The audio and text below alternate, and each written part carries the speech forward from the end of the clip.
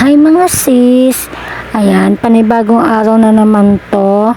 Ayan, pagpasensyahan nyo na pala yung aking light kasi yung aking ring light ay defect na po. Kaya ganyan po siya namamatay-matay. Kasi yung ilaw namin ay maliit lang, hindi talaga siya maliwanag. Sobrang dilim, kaya kailangan natin gamitan ng ring light para naman makita nyo yung aking kagandahan. So, pinagliligpit ko na nga yung mga nakalagay dyan sa lamesa at aking huhugasan nga mamaya. Para medyo naman presentable tignan yung lamesa dahil tignan nyo naman po ay tabindaanan nga po talaga kami. At kapag may dumadaan nga dyan ay syempre tinitignan ng aming munting dahil nga mamaya ay ako ay maghuhugas ng pinggan. After ko maghugas ng pinggan ay magluluto na tayo ng tanghalian. At meron pa akong hahatidan ng pagkain ng aking mister. So, for the meantime, English yun ha, ako muna ay magkakape para meron naman tayong lakas. Gamit ko pala dyan ay Nescafe at Coffee Mate, baka naman.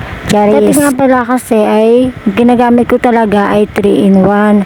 Sobrang tamis kasi nakakaumay. So, I decided na Nescafe na lang yung bilhin ko para natatansya ko yung tamis. Para hindi naman tayo maging diabetic. Yan nga pala ay pinakita ko sa inyo. Nagpainit ako ng tubig.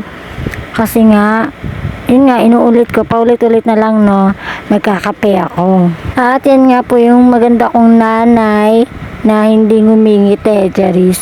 Yan po si mama ko, yan, presentable po siya, umupo dyan. Yan po yung paborito namin tambayan ni ma'am. Bumili pala ako ng almusal, bumili ako ng spaghetti at pandesal para meron tayong lakas sa ating gawain. Siyempre bago ang lahat ay magdadasal muna tayo, magpapasalamat tayo sa Panginoon na binigyan tayo ng biyaya araw-araw.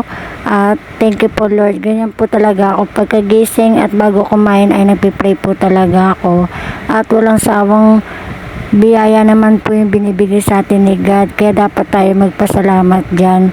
At kain po tayo. Kasama ko yung aking magandang dilag, yung aking baby. Yan, kumakain din po yan. Basta't kumain ako, hindi pwedeng hindi kumain yan. At yung tinatawag ko nga pala dyan yung aking panganay. Naglilinis kasi ng kwarto, kaya ayaw kumain. Bali, tinirahan ko na lang siya ng pagkain. Ganyan talaga yung panganay ko. Kapag may ginagawa yan, gusto niya munang tapusin bago siya kumain. At pagkatapos nga namin kumain ng almusal, ay niyaya ko yung aking bunso na maglakad-lakad muna kami. Pupunta kami sa loob ng Clark para lang paarawan siya kasi meron nga siyang ubo. Yan. Pero parang hindi maganda yung panahon kasi parang kulimlim, hindi ko rin masabi.